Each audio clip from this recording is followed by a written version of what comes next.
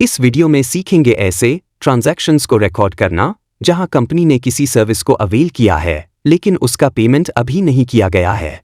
फिर भी accounts book में इस ट्रांजैक्शन को रिकॉर्ड करना जरूरी है क्योंकि हम accrual method of accounting use कर रहे हैं। अक्रूअल मेथड एक ऐसी सिस्टम है जहां रेवेन्यूज और एक्सपेंसेस को तब रिकॉर्ड किया जाता है जब वे अर्न या इनकम होते हैं, न कि जब कैश एक्चुअली पे या रिसीव किया जाए। जैसे कि मान लीजिए इलेक्ट्रिसिटी एक्सपेंस जिसका बिल पिछले महीने का प्रोड्यूस हो चुका है लेकिन पेमेंट अगले महीने किया जाएगा।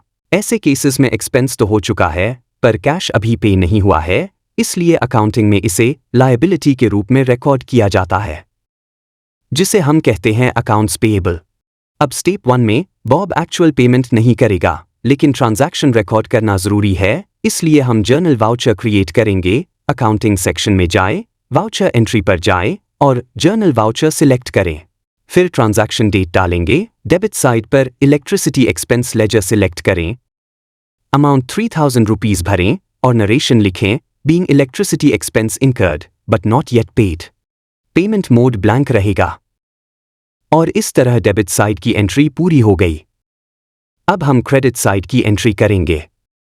क्रेडिट साइड पर electricity account payable laser select करें, ट्रांजैक्शन टाइप क्रेडिट करें और वाउचर सेव करें।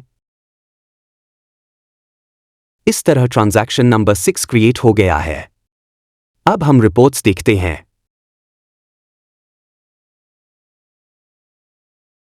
जर्नल बुक में 3000 रुपीज डेबिट और 3000 रुपीज क्रेडिट दिखेगा। कैश बुक अनचेंज्ड रहेगा क्योंकि पेमेंट नहीं हुआ। प्रॉफिट लॉस अकाउंट में इनडायरेक्ट एक्सपेंसेस के अंदर इलेक्ट्रिसिटी एक्सपेंस 3000 रुपीज शो करेगा और बैलेंस शीट में लायबिलिटी साइड पर अकाउंट्स पेएबल 3000 रुपीज दिखाई देगा। इससे साफ होता है कि एक्सपेंस रिकॉर्ड हो गया है लेकिन पेमेंट अभी बाकी है।